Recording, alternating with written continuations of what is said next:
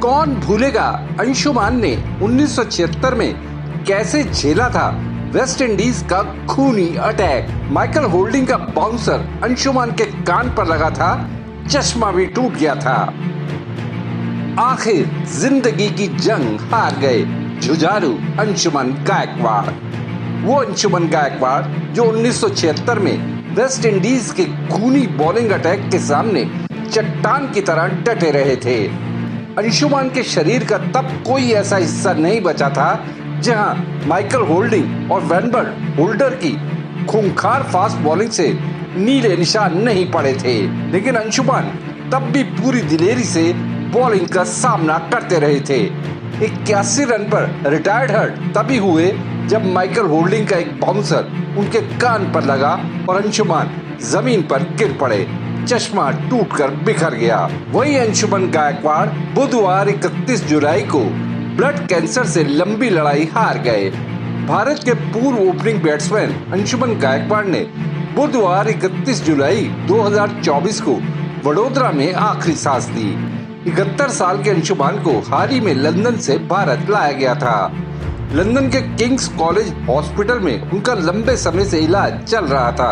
अंशुमान गायकवाड़ के निधन पर प्रधानमंत्री नरेंद्र मोदी ने ट्वीट में लिखा, श्री अंशुमान गायकवाड़ को क्रिकेट में दिए योगदान के लिए याद रखा जाएगा। वो नैसर्गिक खिलाड़ी होने के साथ साथ असाधारण कोच थे। उनके निधन की खबर सुनकर दुखी हूँ। उनके परिवार और प्रशंसकों को सांत्वना। ओम शांति। अंशुमान ने 1974 से 1987 के बीच भारत के लिए 40 टेस्ट मैच और 15 वनडे इंटरनेशनल खेले। अंशुमान 1997 से 2000 के बीच 2 बार भारतीय क्रिकेट टीम के हेड कोच भी रहे। अंशुमान के पिता दत्ताजी राव गायकवाड़ ने भी भारत के लिए 11 टेस्ट मैच खेले थे। उनका भी इसी साल 13 फरवरी को वडोदरा में 95 साल की उम्र में निधन हुआ। अंशुमान गायकवाड़ के बेटे शत्रुंजय गायकवाड़ भी क्रिकेटर हैं, जो बड़ौदा और कोलकाता नाइट राइडर्स की टीमों से खेल चुके हैं। बता दें कि अंशुमान गायकवाड़ को इलाज के दौरान पैसे की किल्लत का सामना करना पड़ा। अंशुमान के साथ क्रिकेट खेलने वाले कपिल देव, सुनील गावस्कर, मोहिंदर अमरनाथ, जी.आर. विश्वनाथ, दिलीप वेंगसरकर, मदन लाल, सैयद किरमानी ने अपनी तरफ से मदद का हाथ आगे बढ़ाया। देखिए, जब अंशुमान का इलाज चल रहा था, कपिल देव ने उनका कैसे हौसला बढ़ाया था। कि चाय कॉफी या एक छोटी छोटी ड्रिंक हो जाएगी यार, और कुछ नहीं है। तो look after yourself, love you from the entire cricket community. We all feel proud about you. Remember that. Don't let us down. Look after yourself. Love you, Anshu. Take care. दुखद है कि कपिल देव की अंशुमान गायकवाड़ से मिलने की इच्छा अब कभी पूरी नहीं हो पाएगी। साथियों की ओर से मदद का हाथ बढ़ाने के बावजूद अंशुमान के लिए ब्लड कैंसर जैसी बीमारी का इलाज कम खर्चीला नहीं था। दुनिया के सबसे अमीर क्रिकेट बोर्ड बीसीसीआई की नींद इस मुद्दे पर नहीं टूटी तो कपिल देव के सब्र का बांध टूट गया था।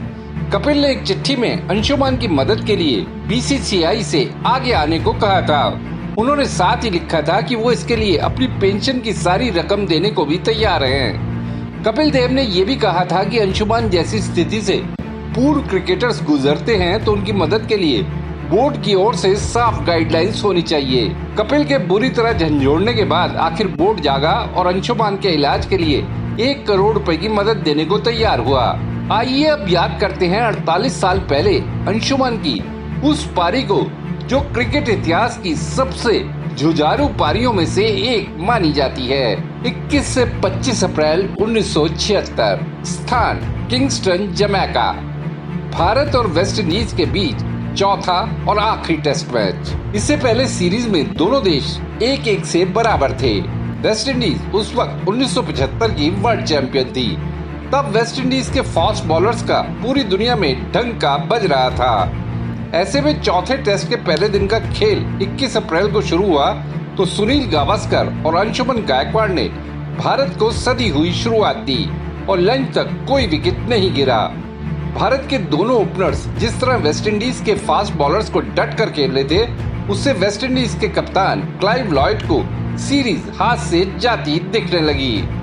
लंच के बाद क्लाइव लॉयड ने रणनीति बदली और अपने सबसे फास्ट बॉलर्स माइकल होल्डिंग और वैनबर्न होल्डर को एक ओवर में 3-3 बाउंसर करने का निर्देश दिया।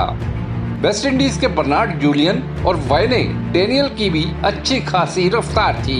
भारत ने पहले दिन सिर्फ सुनील गावस्कर 66 रन का विकेट खोया। पहले विकेट के लिए गावस्कर के साथ गायकवाड़ की 136 रन की साझेदारी हुई। गावस्कर के जाने के बाद अंशुमन गायकवाड़ और मोहिंदर अमरनाथ ने बिना कोई और विकेट खोए पहले दिन के स्टंप्स तक स्कोर एक विकेट पर 175 रन पहुंचा दिया। इस दौरान वेस्टइंडीज के बॉलर्स अंशुमान और मोहिंदर के शरीर को निशाना बनाते हुए बाउंसर पर बाउंसर मारते रहे। उन दिनों आज की तरह हेलमेट और उन्नत सेफ्टी उपकरण भी बैट्समैन के पास नहीं होते थे। 22 अप्रैल को दूसरे दिन का खेल शुरू हुआ तो क्रीज पर अंशुमन गायकवाड़ 58 और मोहिंदर अमरनाथ 25 रन पर नाबाद थे। दूसरे दिन वेस्टइंडीज के फास्ट बॉलर्स और खतरनाक मूड में थे। अमरनाथ 39 और विश्वनाथ 8 रन पर आउट हो गए। बीच होल्डिंग की एक तेज गेंद से अंशुमान की उंगली भी टूट गई। उन्होंने फिर भी खेलना जारी रखा। स्कोर 3 विकेट पर 237 रन पहुंचा तो अंशुमन 81 रन पर थे। तभी होल्डिंग का एक बाउंसर अंशुमन के कान पर आकर लगा, जिससे कान से खून बहने लगा। अंशुमन का चश्मा भी टूटकर जमीन पर बिखर गया। अंशुमन तब तक बिना विचलित हुए पूरी बहादुरी से बाउंसर का सामना कर रहे थे। आखिर रिटायर्ड हर्ट होकर ही क्रीज से हटे और उन्हें मैदान से बाहर ले जाना पड़ा। तब गनीमत थी कि विश्वनाथ के एक भारतीय मूल के अमेरिकी डॉक्टर दोस्त भी मैच देखने के लिए आए हुए थे। उन्होंने सबसे पहले गायकवाड़ को अटेंड किया।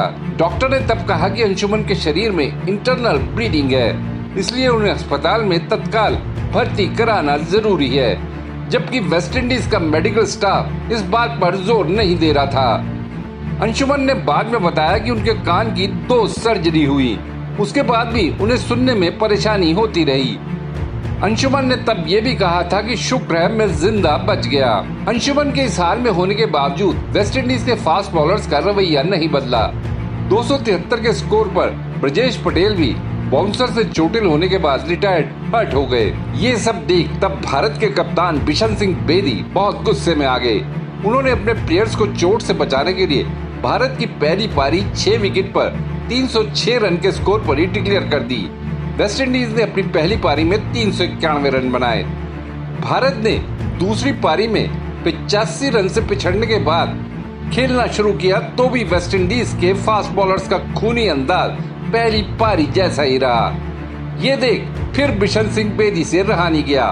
आखिरकार जब भारत का स्कोर 5 विकेट पर 97 रन था तो बेदी ने अपने बैट्समैन को वापस बुला लिया। 5 बैट्समैन एब्सेंट हर्ट घोषित किए गए और भारत की दूसरी पारी 97 रन पर ही समाप्त मान ली गई। इस तरह 12 रन की लीड वेस्टइंडीज ने बिना कोई विकेट खोए पूरी कर ली और मैच 10 विकेट से जीत लिया। वेस्टइंडीज ने खेल भावना से विपरीत जाकर वो सीरीज भारत से 2-1 से जीत ली। चौथे टेस्ट मैच में फेयर गेम होता तो वो सीरीज भारत जीत भी सकता था। जहां तक अंशुमन गायकवाड़ के इंटरनेशनल करियर रिकॉर्ड का सवाल है तो उन्होंने 40 टेस्ट की 70 इनिंग्स में 4 बार नॉट आउट रहकर 30.07 के औसत से 1985 रन बनाए।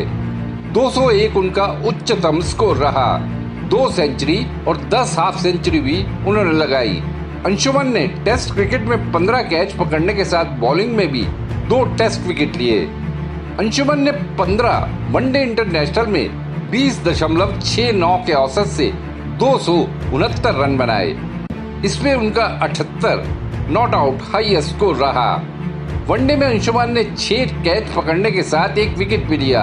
अलविदा अंशुमन गायकवाड़। देशनामा के लिए खुशदीप सहगल की रिपोर्ट। आपको ये वीडियो कैसा लगा या अगर आपके दिमाग में कोई सवाल है तो कमेंट बॉक्स में जरूर बताइएगा। वीडियो पसंद आया तो लाइक शेयर करना ना भूलिएगा। आपने देशनामा को सब्सक्राइब और नोटिफिकेशन के लिए घंटी वाला बटन दबा ही दिया होगा। फिर मुलाकात होगी आपसे, तब तक के लिए नमस्कार।